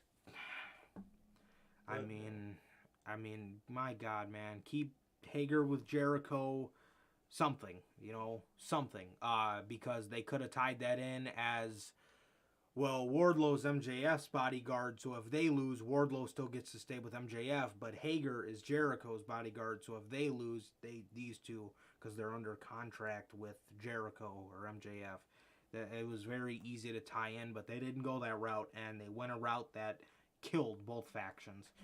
Inner Circle have never looked cooler after Double or Nothing last year. And from then on, downhill. Same thing with the Pinnacle. Same Yep. thing.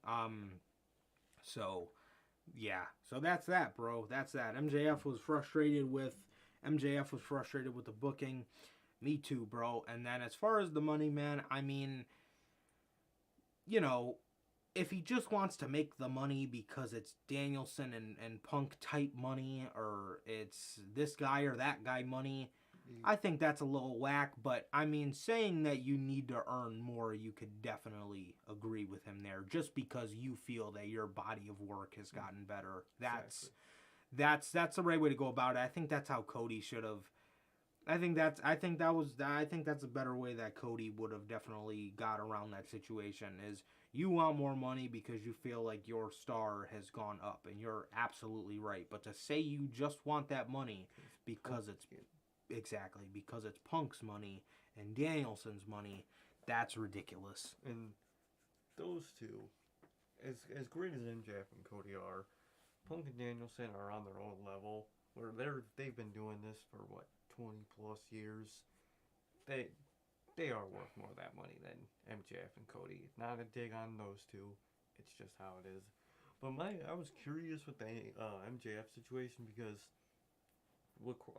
requiring that big jump in what you get in money, I think that would require a new contract. Like, I get money can fluctuate in a contract, but I don't think a money jump that big can happen in the current contract he's in.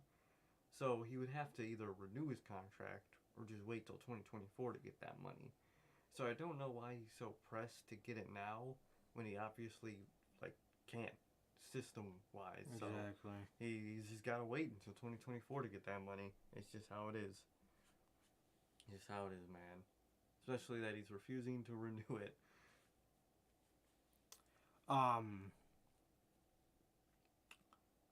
Jake Handjob. Jake Handjob. Jake Handjob. The fuck, bro? Jake Handjob. Oh my god. Hager.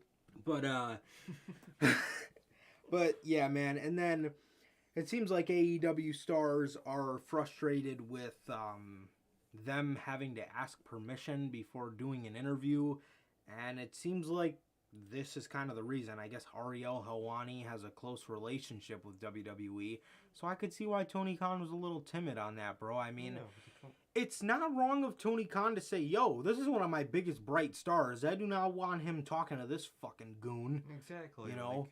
It's just how business works. You can't have 100% freedom 24/7. That ain't CYN, dude. That sounds more of a compliment to me, that Tony Khan was that cautious that he didn't want one of his brightest stars talking to, and he cared about it. He's like, yo, I want you here. Exactly. I don't want you talking to these damn fools. I want to talking to these fucking idiots. But yeah, man, cash, it's always cash and creative. JR said that a long time ago. And again, some people, it's both. And it seems like it's there's a little bit of truth to that for MJF, man. So with that, Edge. Edge. WWE preparing Edge for his own heel faction. Dude.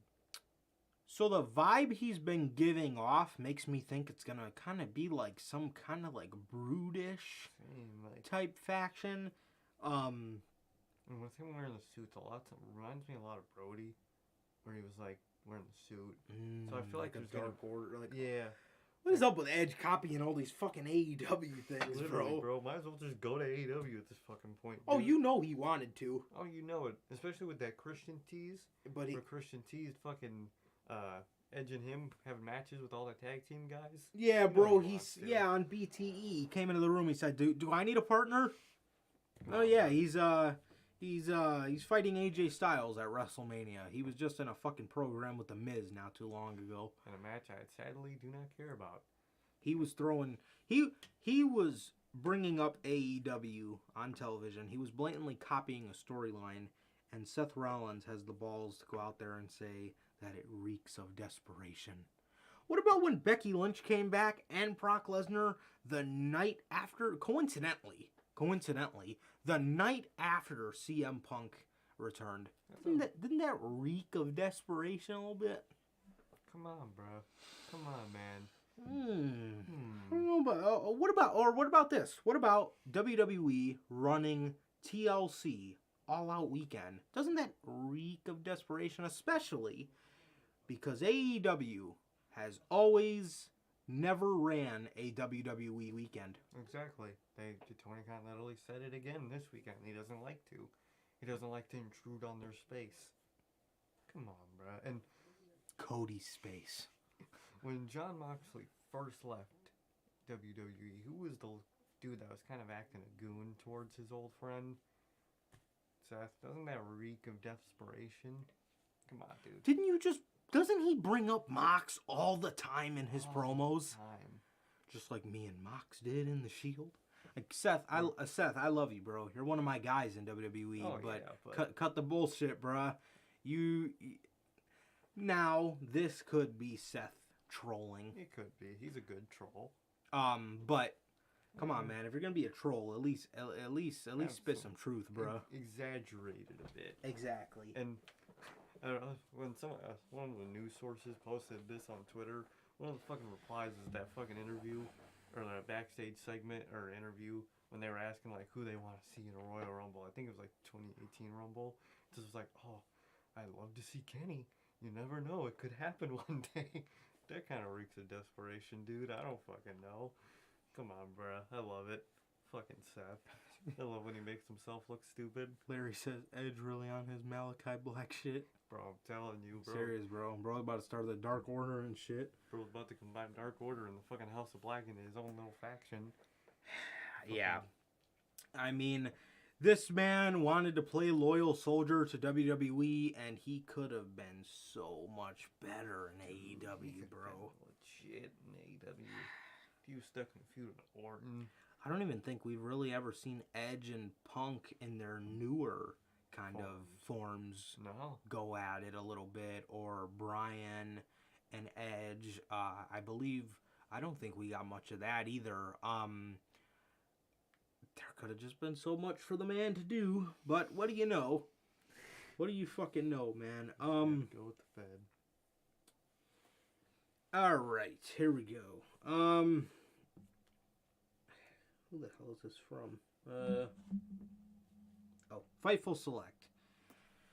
Edge is set to take on AJ Styles in a WrestleMania Dream match, and Fightful Select have heard a major pitch involving the Rated R superstar. With Edge turning heel for the first time in ages, WWE is looking to add more to his presentation. We're told there's been a particular pitch that has been talked about heavily from the creative side of things that would see Edge get a new heel stable. There has been several notable names that have been discussed for the group, including former WWE United States champ Damien Priest.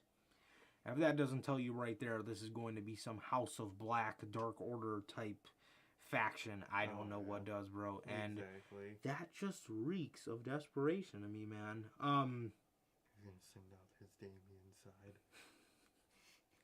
It was originally thought that Priest would be on the WrestleMania card against Finn Balor in a rubber match, but instead they're both on the WrestleMania SmackDown Andre the Giant Memorial Battle Royal. And they both lost to Madcap Moss. We're told unless plans change for the heel faction, that could be something that can happen imminently. This man, AJ, is always getting these new stables to beat his ass at pay-per-views, bro. Remember when Bryan and Rowan did it a couple years ago to AJ? They did. Guy. And now I could totally see AJ about to win the match, and Edge transforms this heel faction right in front of AJ's eyes. And that could explain why they kept Damien Priest off the card. Who's someone else that they left off the card? That could be the tag team in the group, I guess. Fucking tag teams are left. The War Raiders, but they're on SmackDown. Yeah. I don't fucking know. Who's in this company? Street Profit. Fuck, dude. I don't know. I don't even know who could put in there, yeah. Damien Priest. There's a fucking no one employed. Really, bro? Joe Gacy and Harland. Oh, God. Who's getting called up soon? Ciampa. Oh, Ciampa's gonna be in the fucking Edge faction, bruh. He's gonna be in the Dark Order. Bro's gonna be in the fucking Sammy Guevara spot in the faction. My God. You know, everyone's in the Sammy Guevara spot in that faction. And Edge is a big fan of Ciampa too. He loves Ciampa, so Ciampa's gonna be in it. Oh, I guarantee. I bet that's why they've been keeping him off TV too. Yep. He's gonna have his last match tomorrow, and then oh man, poor Ciampa. My Lord, what a mess. That's how you gotta go out with this company. Edge, Damien Priest, and that's unfortunately that's probably gonna keep him there for a little longer too. Yeah. God damn. And they're gonna rename him Just Ciampa to the Black Heart. To fucking. You know, Vince probably hates the name Tommaso. Oh, you know he hates it. He's gonna name him Fucking. We've said this before. He's gonna name him the most generic, like biker name, with this, you know, his big beard and whatnot. He's gonna name him like fucking Gunner or Hunter. Fucking oh man, dude. I feel bad. The worst is in for Ciampa, man. Hunter Bludgeon. Oh God, bludgeon. Can you just feel the word? No. Can't you just the word bludgeon? Can't you just feel it? No, I can't. Fucking Larry said too. Fuck. Didn't Seth bash Will Ospreay a while ago, trying to remain face, saying that Ricochet is better, but Ricochet is god awful on the mic, bro. I'm telling you. And mind you, Ricochet, bro. After I seen this man dance, it went downhill for me. It was over with. Might as well just pack it up, bro. This fucking guy, bro, sitting out there dancing like a damn fool, bro. Bro looks like a fucking idiot. But yeah, man, Ciampa's definitely destined for that fucking faction. Looking to Tommaso Ciampa is a Dragon Ball Z reference. Fun fact. Is it really? I have no clue. Wow. That's cool, I guess. I didn't know that. I would like to see Damien Priest in a stable with Edge that would make him feel a little more special. Yeah, I mean, it's a little better than what he's doing now, but it just goes to show, like, WWE only cares about this man when he's a supporting player. Exactly. You know what I mean? Like, they don't care about him as like a valued upper mid Carter, which was just what he should be. Exactly. You know what I mean? He should be a valued upper mid Carter, bro. I don't really know about the main event just yet, but like, remember when all those people said, "Oh, Damien Priest is gonna be WWE champion in the next year"? Remember when people were saying that shit? Yep. Because he was with Bad Bunny. Now he's the mid Carter in a faction for Edge. He's the Cody spot with Gunner Bludgeon. Fucking Gunner Bludgeon. Gunner McGillibuddy. Bro, what if they name Cody that? Oh my God. Bro, what if they change his name to Gunner McGillibuddy? And he said that on Dynamite a couple months ago. Bro just gave himself his own shitty name. Dead upon arrival. Bro, he already is. Yeah, he seriously already is, bro. Yeah, it's Cody Rhodes. He's dead on arrival. And speaking of Cody. Yeah, man, so yeah, that's Edge's heel faction, man. I guarantee we see this faction either the night after Mania or Mania, yep. To help him beat AJ. And then AJ is Damien Priest is Damien Priest is feuding with Finn. So we'll probably see a tag team. Yep. Of AJ and Finn versus this fucking group. Kill me. The Dark House. There might not even be a fourth person because at WWE the only factions they really do is 3-man factions. Very true. That Very is true. true. I was thinking about that. They really only like to do 3-man factions, so that'll probably be the whole group. Yeah. 3 fucking. Yep. Yeah, they took Nikki Cross from Sanity. They did the Greater Good with Seth Murphy and Austin Theory. The original one was 4, but that lasted like a month and a half. Exactly. That didn't last long at all. The Bloodline, the New Day. Yep. It's all 3-man groups. It is. It's just how WWE does it. Yeah, and they do it like that so they could just throw them in the tag team division so they don't technically have to do any singles stuff. Exactly. For them. Clog up singles things. Cody Rhodes, for the last news story before we get on to these predictions. Cody Rhodes backs out of WrestleMania 38. Bro, if Cody does this, bro. Bro, if Cody works WWE, I doubt it. No. I'm completely expecting him at this point, man. But if he backs out, bro, man's a legend. Bro's legendary. And they put in the little caption under it, the fascinating Cody-verse saga. Verse. About the Cody verse. Just a bunch of fucking Codys coming out of portals. Bro, the fascinating Cody-verse saga to the most outrageous twist yet. Okay. In an interview with Denise Salcedo, Dave Meltzer said in an interview with Denise Salcedo that, and I quote, "I know people close to him expect him to back out of WrestleMania. It should be noted that this is not something Meltzer himself believes will happen. He says, I don't expect that to happen, nor is it something WWE expects to happen. They believe it's him," Meltzer added. This response was promoted by a question Denise posed Dave about who WWE might have in mind for Seth Rollins if the unthinkable ended up happening, and it appears that this scenario isn't quite so unthinkable after all. Cody Rhodes isn't reported to have put pen to paper on a deal, and this report casually thrown out tidbit does spark questions. What? This report casually thrown out tidbit does spark questions. Is this why Monday's edition of Raw was left ambiguous? Ambiguous. There you go. Is this why Monday's edition of Raw was left ambiguous, or does WWE want to save the surreal, captivating visual of an ex-AEW EVP appearing for the promotion to guarantee it's a WrestleMania moment shock value? Is this why WWE has reported by PW Insider to have flown Shane McMahon into Texas? It wouldn't be the Codyverse without an outrageous last-minute twist, would it? Codyverse? Man, Shane comes out wearing the American Nightmare gear. He just has a shirt that says winner, babyface, mid-Carter. I'm dead. Fucking Cody, man. Cody. I don't see him backing out. No. It can happen. Bro, I'd die laughing if we got through this week without Cody. Oh, bro, that'd be hilarious. Like, I don't think it'll happen. I gotta reverse what I just said. I don't think it will happen, but I can see it happening. Mm-hmm. Man.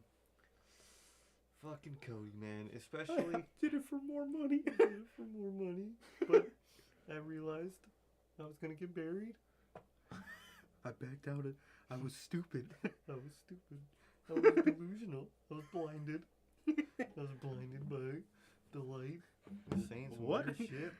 But I will say, tonight's ROH show, Cody's definitely seen it, and he's probably got his opinion. So that could be a persuasion of his. But I don't know, man. I don't know. I think we're gonna see him at Mania. Bro, about to fly back to Georgia. But if he flies back to Georgia, bro, fucking Cody. Fucking Cody. Like, I've told this to you before, man. But I just cannot see Cody Rhodes in WWE, like physically. I can't picture it either. Standing on a Raw stage. I can't see him standing on a Mania stage. I just can't. But I think it's what's gonna happen. But I just can't see it, bro. So I'm gonna give my hope to say that he backs out. He works the man, but I think we will see him Saturday and or Sunday night. Unfortunately. So that is the news, man. Will Cody Rhodes back out of Mania? That is the story going into it, bro. Personally, I don't think so, but I could totally see that is some seriously Cody shit. the embodiment of the most Cody shit I've ever heard. That is some Cody shit. I've ever fucking heard, man. But and it looks like we will have our answer today. At the time we're recording this, we are past midnight, bro. So it's April 2nd. Now to predict this fucking god awful monstrosity. First off, we got night 1. Ray and Son versus The Miz and Logan Paul. The Miz says that Logan Paul has the capability to be a full-time WWE performer. Fucking shoot me. That is coming from The Miz, who can't wrestle himself. I was gonna say, when the Miz is saying that, it's not a good sign, bro. Bro can't wrestle his way out of a paper bag. I don't know. Ray just got the cover of the game. They've been doing nothing but bullying the hell out of fucking Ray and his son. So, yeah, I guess I'm gonna give it to the Mysterios. Yeah, bro. I feel probably the Mysterios, but if the Mysterios lose, I think it'll because fucking Dominic turns on his ass. But if not, then Mysterios are definitely winning. I can see that. Sad.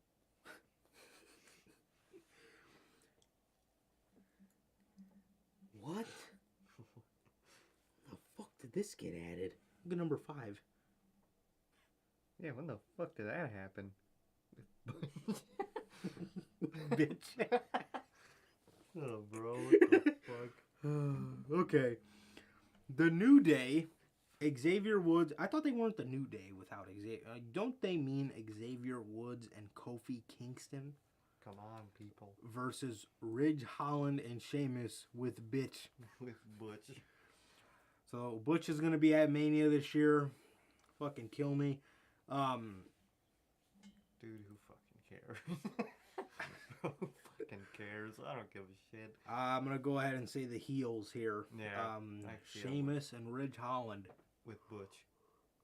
So, fucking, I say the heels win that fucking match. Who the hell cares? Keeping up with the tradition of SmackDown tag team matches that no one gives a flying fuck about. The Usos versus Shinsuke Nakamura and Rick Boogs for the SmackDown Tag Team Championships. Is this question? Usos. The Usos for sure. I could see WWE giving it to Nakamura and Boogs to get that stupid WrestleMania moment where they're air guitaring with the crowd and I can see it. doing WWE things. But being that, oh yeah, I did hear about that King Woods. Yeah. Kind Woods. Kind Wood. Yeah, he's Xavier Woods again, which is nice. Yeah. Fucking weird. You talking about? He calls Tony Khan like, "Hey, let me get that Tony Nese check, my boy." Who's that, Cody? Yeah. Talking about Cody. Let me get that Tony Nese check, my boy. What the fuck, bro?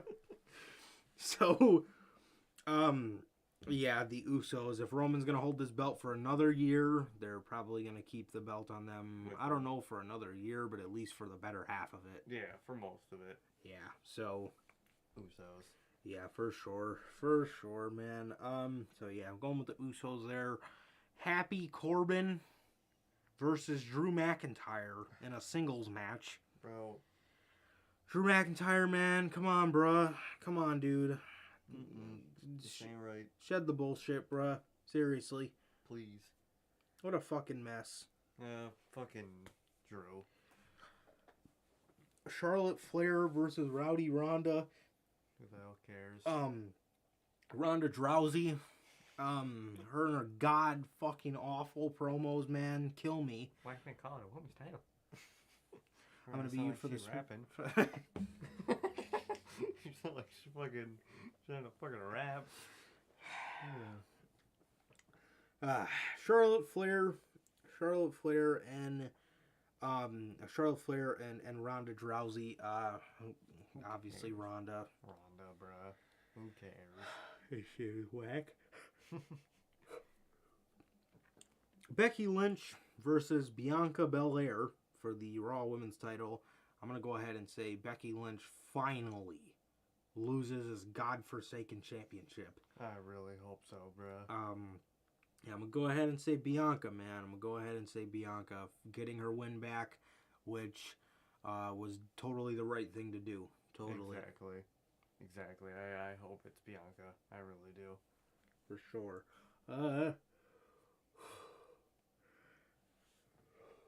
God, already yawning. The fucking show hasn't even started yet.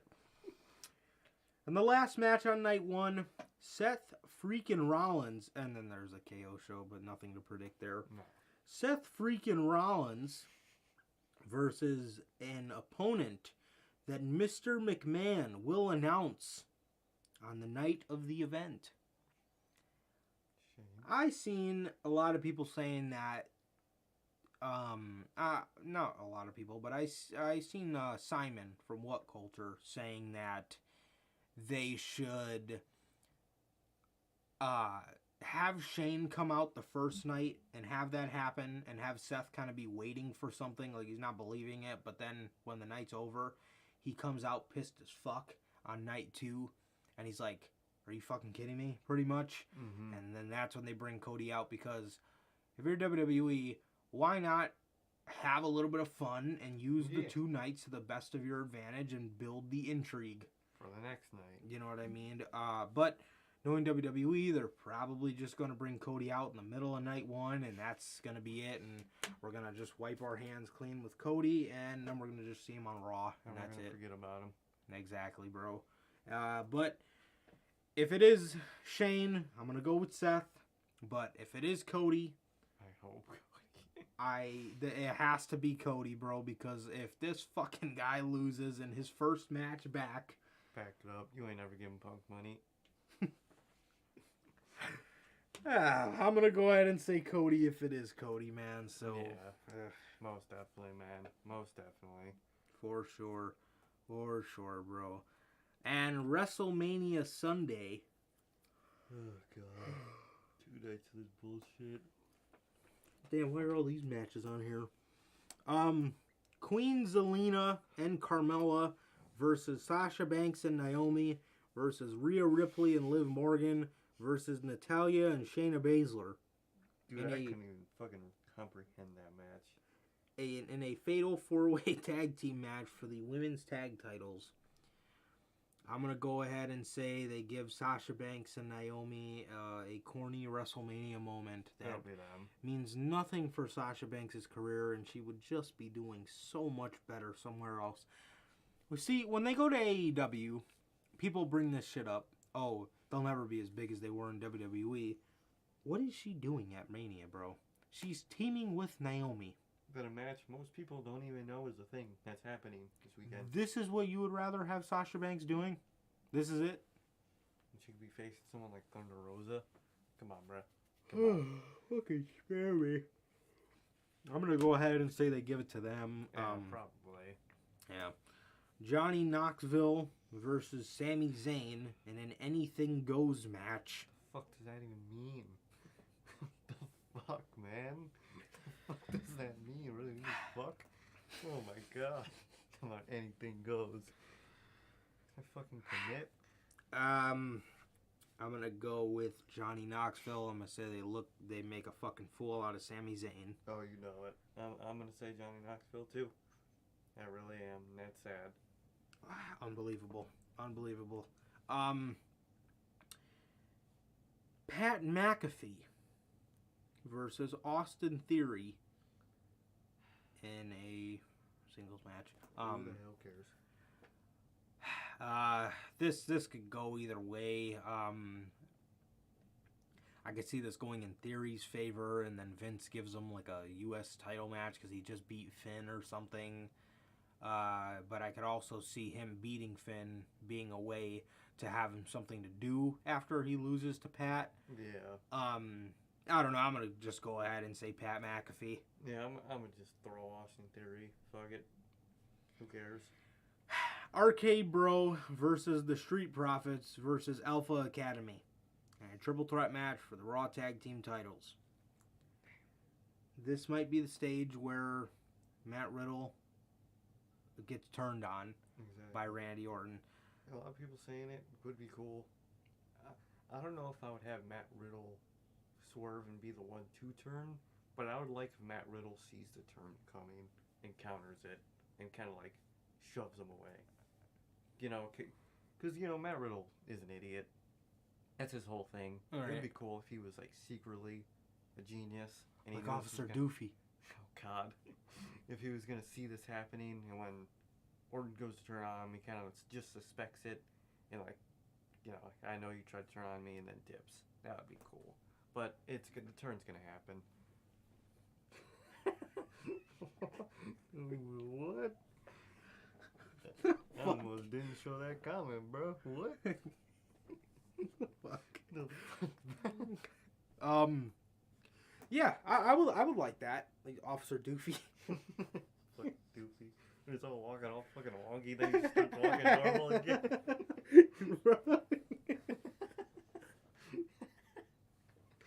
The fuck, bro? Oh man. Yeah, I would like to see that. I think it would offer something different. I would maybe like to see what. Cody's Doofy. Cody's Doofy walking out of a fucking WWE HQ and just starts walking normal. I would like to see the Street Profits turn heel to win it because they cool. kind of showed a heel flash, and then I would like to see Orton a little pissed off that they lost the belts, but then have Matt Riddle see it coming. Mm-hmm. I would like that a lot. I think that'd be dope as fuck. Definitely, bro. But knowing WWE, they would probably have Matt Riddle turn. They would, for no reason. Yeah, but I'm gonna go ahead and predict that the Street Profits win via heel turn. So I hope so. I would love that. So that's what I'm throwing in the fucking hat. Oh yeah, bro. Bobby Lashley versus Omas. Oh, man. This is one of the matches I'm most excited for, bro. My hero, Mr. Rapper, Omas. His ass, man. Yeah, Omas is on Mania here, bro. This is a toss-up, dude. Do they actually have Bobby Lashley lose the match, bro? I can see it. That'll probably. What if Right. Cedric and Shelton come out, but they help? Omo. I can see it. But the thing is, I think they've lost a lot of faith in Omo ever since he left with AJ. I think they have to. A little bit. A decent amount. Yeah. So I don't think he's going to get the guarantee. Like, they kept up the same love they had for him when he was with AJ. He would be 100% winning. Now it's 50-50. Classic 50-50 with WWE. It could go either way. Yeah, I could really see this going either way, but just for the sake of my mentality, I'm going to go ahead and say Bobby Lashley. I hope so, man. Just so I can remain a little bit sane, because if this fucking guy, Omas, beats Bobby Lashley, That is pure Jesus. bullshit. Honestly, bro, it really is. Bobby Lashley should be in his own world title match. Not with this shit. Seriously, dude. Seriously.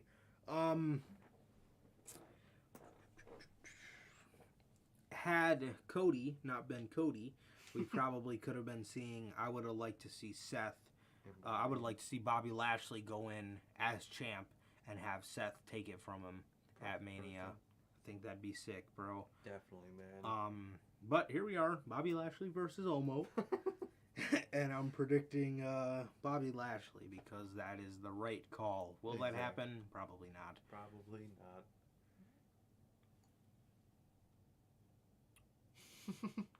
Damn. I'm telling you, man. Edge versus AJ Styles. This is on night 2 again, so they kind of like took it off, but they didn't say what night it was on, but it looks like they just moved it back to night 1, so that's good. Or night 2, I mean. So I'm going to predict Edge via heel faction. Debut or something? Someone's going to fuck over AJ. Yeah, for sure. Definitely, man. And in the main event, again, Brock Lesnar versus Roman Reigns in a winner-take-all match to unify the WWE Championship and the WWE Universal Championship.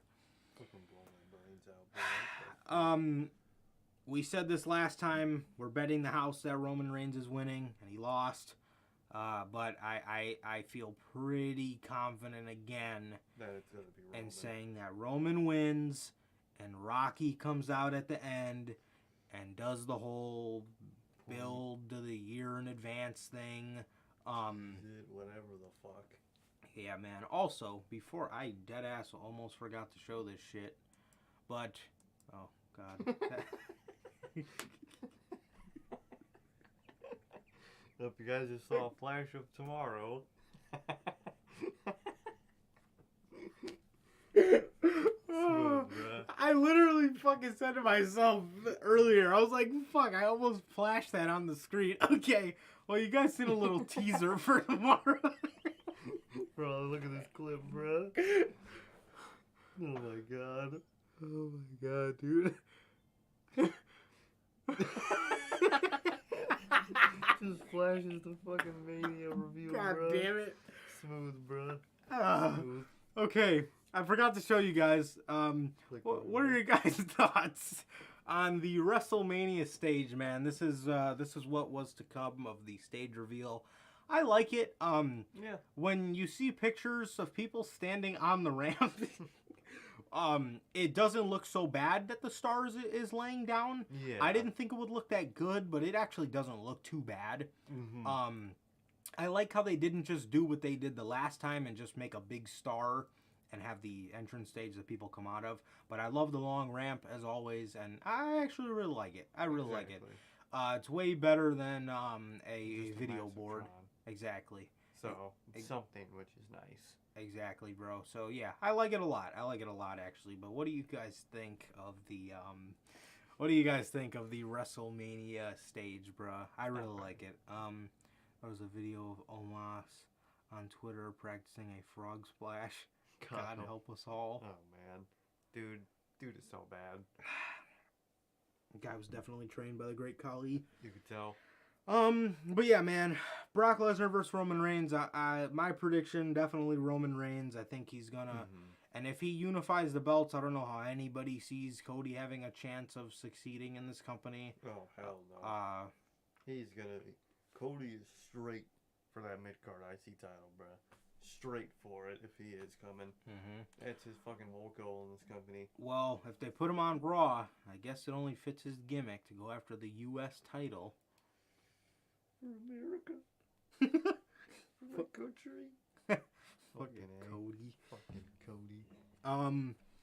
Yeah, man. So I'm predicting Roman Reigns. And I think we're gonna see Rocky at the end of it come out and challenge him for the next year's WrestleMania. And then we're gonna have to see him win the Rumble next year. God help us all. But my prediction's definitely Roman too. I didn't think I need to say it, but it's gonna be Roman. We all know it. You know it, I know it, Cody knows it. It's Roman. All right, man. Well, you guys be good for tomorrow, bro. You guys truly,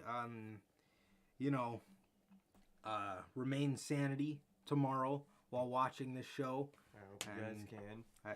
I wish you guys the best in watching this monstrosity. That is going to be WrestleMania 38, bro. So you guys enjoy the show as much as you can. I know we probably won't, but I'm sure none of us will. But regardless, man, that is going to do it for this edition of the Notorious podcast. Once again, I apologize for the late stream, bro, but OBS is just going to be OBS sometimes. There's really nothing you can do about it. It sucks. It just really sucks, man. I always say this, but the struggles of being a low-budget streamer, not many people will understand, bro. I'm telling you. Not many people will understand it, bro, but it's truly a struggle, bro, truly. But like I said, should have some new equipment for you guys, man, soon. Exactly, man. And with that is going to do it for this edition of the Notorious podcast, man. That's going to do it for this edition of the news, and this is day 1 out of our 4 days in a row we will be doing. We got news today, obviously. We got Mania tomorrow. Well, today technically, but it's not tomorrow till we wake up. We got Mania tomorrow. We got Mania Sunday. And I got Unscripted on Monday, man. So we'll be hanging out with you guys for the next 4 days of wrestling, man. So with that is going to do it for this edition of the Notorious podcast. Ladies and gentlemen, once again, thank you guys. Thank you guys for coming in and joining us even through this late stream. Very, very much appreciated, man. And with that, it has been always a pleasure for my Johnny Mayhem. And Cirque. And that's going to do it for this edition of the Notorious Heels podcast. Ladies and gentlemen, please like, comment, and subscribe. Wishing you guys all the best of luck in whatever the hell we are about to watch tomorrow. Please like, comment, and subscribe. And we will see you guys tomorrow with the WrestleMania Night 1 review. We'll see you guys tomorrow night. Peace.